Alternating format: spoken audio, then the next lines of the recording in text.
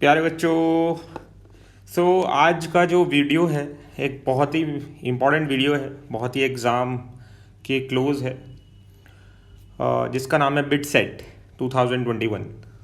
If you are planning कि आपका JEE advance का उतना अच्छा प्रिपरेशन आपको लगता है आप नहीं करेंगे या नहीं हो पाएगा, और आपने जेई मेंस के लिए सही में 2 इयर्स अच्छे से प्रैक्टिस की है, मेहनत की है, जेई मेंस के अराउंड उस लेवल तक की है, तो ये भी एक एग्ज़ाम है जिसको आपको अपनी लिस्ट के अंदर रखना चाहिए। एंड अगर आपने 2 साल अच्छे से जेई मेंस लेवल तक की पढ़ाई की है, आपको टॉपिक्स की बहुत डेप्थ नॉलेज नहीं चाहिए इधर। अगर आपको सिर्फ हर एक टॉपिक के बारे में मोटा मोटा और अच्छे से आपने क्वेश्चंस प्रैक्टिस किए हैं, तो ये एग्ज़ाम आपका बहुत अच्छे से क्लियर हो जाएगा। You can easily score 350 plus in bit set.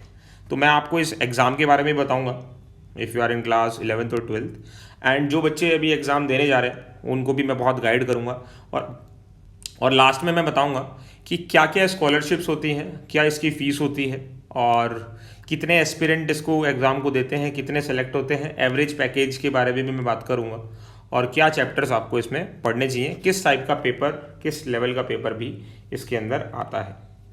देखिए, बिट्स के आपको यहाँ पर 4 कैंपस दिखेंगे: bits Pilani, Dubai, Goa and Hyderabad. जिसमें पिलानी जो है वो स्टूडेंट्स का मोस्ट फेवरेट है, और इंफ्रास्ट्रक्चर, फैकल्टीज़ माइंड ब्लोइंग। अगर आप इनके बारे में बात करो, प्राइवेट इंस्टीट्यूट्स में बिट्स का नाम बहुत ही टॉप लेवल पे आता है। यहाँ पर 4 कैंपस है अपने पास। सबसे ज़्यादा बच्चों को जो पसंद है वो पिलानी है, बट इन दी एंड सारे ही बिट्स हैं, बहुत ही अच्छे कॉलेजेस हैं। हाउ टू प्रिपेयर, एंड ये बोनस क्वेश्चन क्या होता है, काफ़ी सारे बच्चे पूछ रहे थे सर बोनस क्वेश्चन क्या है, कब करना है, कैसे है, और इम्पॉर्टेंट चैप्टर्स क्या हैं, और कैसे वेटेज यहाँ डिवाइडेड होता है। बिट्स में पिलानी जो है ये बहुत हाई डिमांडेड है, सब पहले इसी को चाहते हैं, और इसका जो लेवल है इस एग्ज़ाम का वो जेई मेंस से थोड़ा कम रहता है, या जेई मेंस लेवल का आप समझ सकते हो। जेई मेंस से ऊपर लेवल का नहीं होता। जैसे आपको मान लो केमिस्ट्री पढ़नी है, तो आपको सिर्फ और सिर्फ केमिस्ट्री जो आपने 2 साल में पढ़ी है वही पढ़नी है, और जेई मेन लेवल तक की पढ़नी है। ठीक है, जैसे पूछ लेगा कि रीमन टीमन रिएक्शन बताओ, कार्बाइल अमीन रिएक्शन बताओ, है ना। ये सब पूछ सकता है। जैसे एक बार अभी क्वेश्चन आया था मेरे पास है कि बोर्स थियरी किस पे लगा सकते हैं हम, सिंगल इलेक्ट्रॉन सिस्टम पे, है ना। तो उससे हाई टू चंगू, और आगे चलते हैं। यहाँ पर टोटल जो क्वेश्चंस होते हैं वो 150 क्वेश्चंस होते हैं, और आपके पास जो टाइम होता है that is only 180 minutes. Bits जो एग्ज़ाम है ये सिर्फ उन्हीं का क्लियर होता है जिनके पास स्पीड हो अलॉन्ग विद एक्यूरेसी। ये एग्ज़ाम जो है ना बच्चों, ये कोई बहुत ज़्यादा नॉलेज वाला एग्ज़ाम नहीं है। यहाँ आपको क्वेश्चन अटैम्प्ट करने काफ़ी सारे, 150 क्वेश्चन करना 3 घंटे के अंदर is not a easy task. यहाँ आपकी एक्यूरेसी और स्पीड चेक होती है कि आप कितनी जल्दी कोई क्वेश्चन अटैम्प्ट कर सकते हो। बाकी एग्जाम्स में आपको मैथ्स में बहुत ज़्यादा कैलकुलेटिव क्वेश्चंस मिलेंगे, फिजिक्स में आपको कोई डेरिवेशन भी पूछ सकता है, या फिर कोई ऐसा कुछ क्वेश्चन पूछ सकता है जिसमें बहुत टाइम लगेगा। यहाँ पर जो क्वेश्चंस होंगे वो बहुत डायरेक्ट क्वेश्चंस होंगे, और थियरी बेस्ड क्वेश्चन होंगे, फॉर्मूला बेस्ड क्वेश्चन होंगे, क्योंकि उनके पास टाइम बहुत कम है। एक एस्पिरेंट के पास टाइम बहुत कम है, एंड नंबर ऑफ क्वेश्चंस बहुत ज़्यादा है। रीजनिंग से यहाँ पर 10 क्वेश्चन आते हैं। आप कोई भी नॉर्मल RS अग्रवाल की रीजनिंग की कोई भी क्वेश्चन देख सकते हो, या पास्ट ईयर आप कर सकते हो, तो उससे आपको रीजनिंग के बारे में पता चल जाएगा। उससे ज़्यादा करने की ज़रूरत नहीं है। इंग्लिश के क्वेश्चंस ऐसे होते हैं, या तो आपको आते होंगे या बिल्कुल नहीं आते होंगे। मतलब आपसे सिनोनियम्स पूछ लेगा, या एरर पूछ लेगा कोई भी सेंटेंस देके। तो 15 क्वेश्चन इंग्लिश के रहेंगे। फिजिक्स केमिस्ट्री के बराबर क्वेश्चन रहते हैं, मैथ्स और बायो के 45 क्वेश्चन रहते हैं। एक क्वेश्चन सही करने पे आपको 3 मार्क मिलते हैं। टोटल 150 क्वेश्चन है।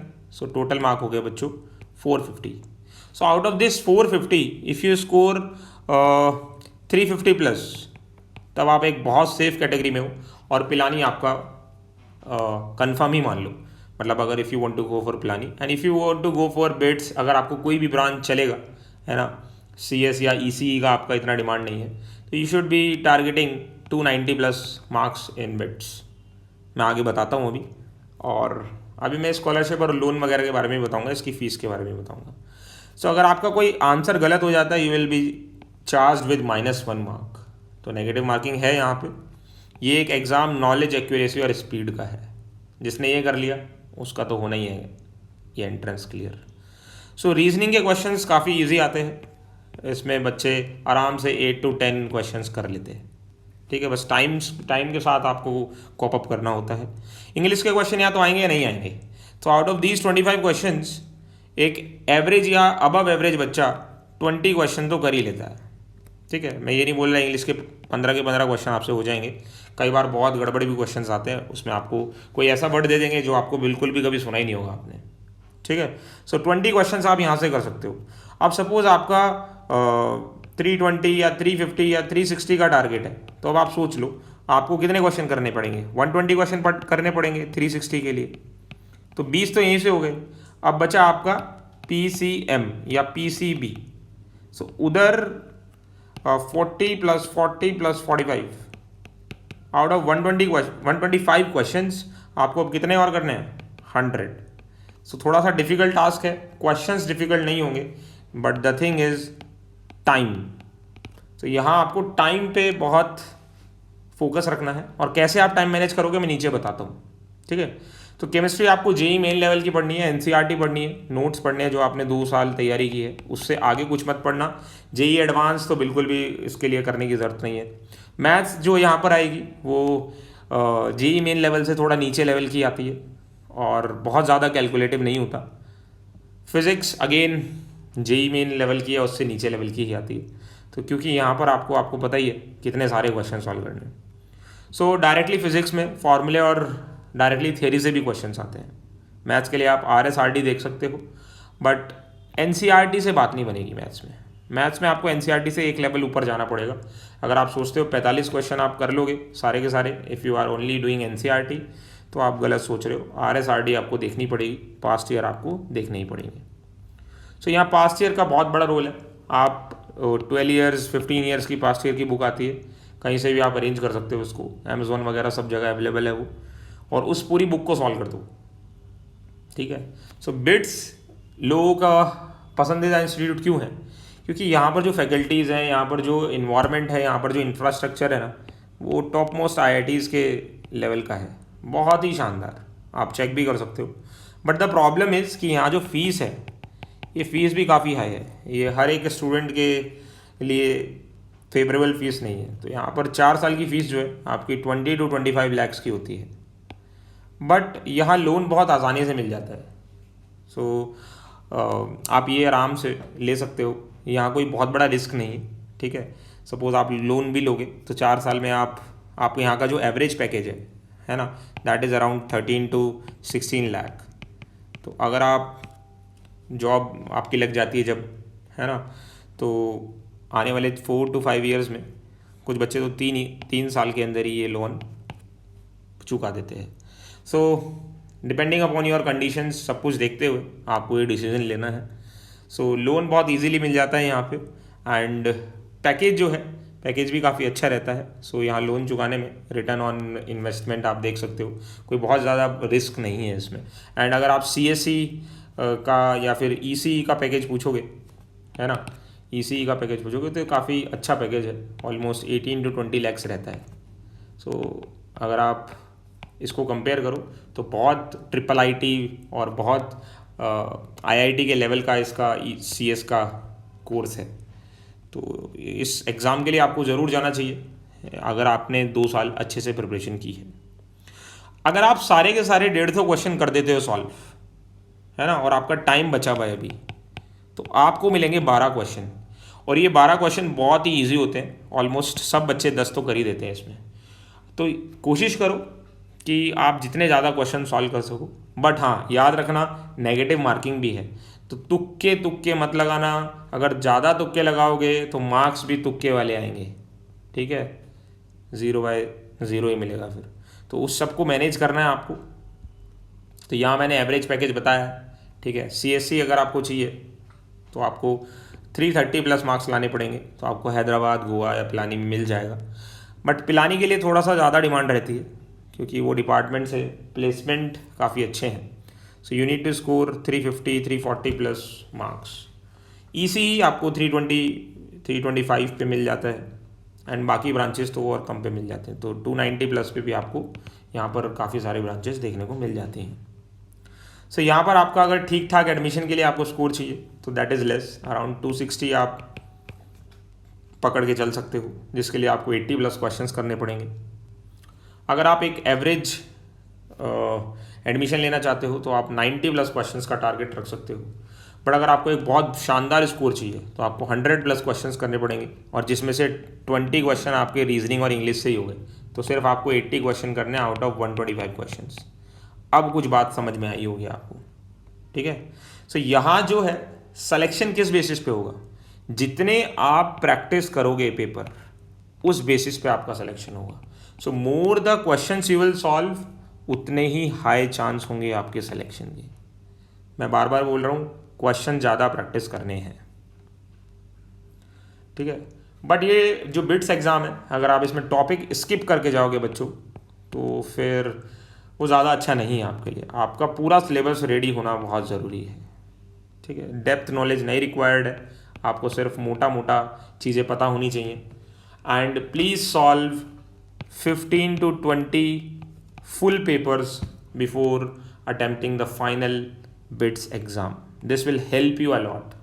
जेई एडवांस की लेवल की तैयारी यहाँ नहीं चाहिए. जेई मेंस की अगर आपकी अच्छी तैयारी है तो आप आराम से 100%, मैं बोलता हूँ 100% आपका बिट्स क्लियर होगा अगर आपने लग के 2 साल तैयारी की है. तो CS डिपार्टमेंट जो है बिट्स का, वो काफ़ी IIIT और IITs के बराबर या उनसे भी बेहतरीन है. So that is why bits का इतना डिमांड है. सो प्रीवियस ईयर आपको करने ही करने हैं. एलिजिबिलिटी बहुत मिनिमम है, किसी भी बोर्ड से होगा, आपको 75% नंबर होने चाहिए PCM या PCB में.